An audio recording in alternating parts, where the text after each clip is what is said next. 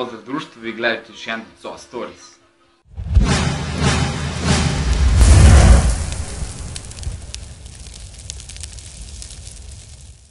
Da li ste nekada razmišljali kako bi mogli naši klubovi da povećaju broj navijača na našim stadionima? Kako bi mogli, na primjer, da animiraju publiku da dođe na njihove vrlo zanimljive mečeve? Možda jednostavno da daju besplatan ulaz ili besplatnu hranu, ili možda da nas puste da igramo umjesto onih igrača koji su na terenu, možda bi i to pomoglo. Nijedna od ovih nekoliko ideja koje sam ja dao nije iskoristio fudbalski klub Hetafe koji se takmiči u španskoj primjeri. Ljudi su se dosetili jedne vrlo dobre ideje koja će im ne pomoći sada, već za par godina. Pazite u čemu je stvar. Fudbalski klub Hetafe je platio reklamnu kampanju, čak i snimio spot pod nazivom Posejemo seme Hetafe, a bit će nas više jednog dana. Naime, oni imaju problema sa publikom na stadionima i jedni su od najmanje gledanih klubova u španskoj primjeri. Ideja kroz tu reklamnu kampanju je da se pozovu navijači koji su trenutno sada na stadionima da doniraju svoje spermatozoide koji će jednog dana predstavljati navijače Hetafea.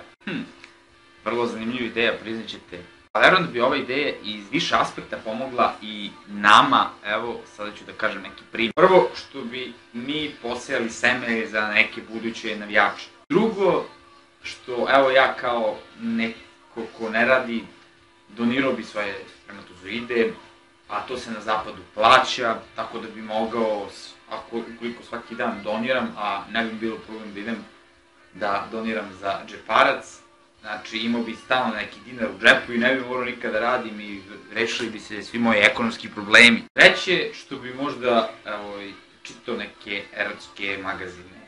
Tako bi možda definitivno i mi rešili problem gledanosti, tako da vlasti u Srbiji ugledajte se na ljude iz Španije i instalirajte nam prostorije gde bi mi, produktivni Srbiji, mogli da doniramo naše spermatozoide za neke buduće navijače i pune stadione u fudbalskoj Srbiji i idemo, svi reklamna kampanja za navijače.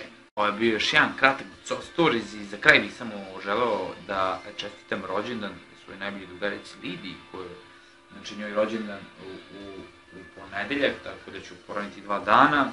Znači, čestitam joj rođendan puno. Pozdravljam druga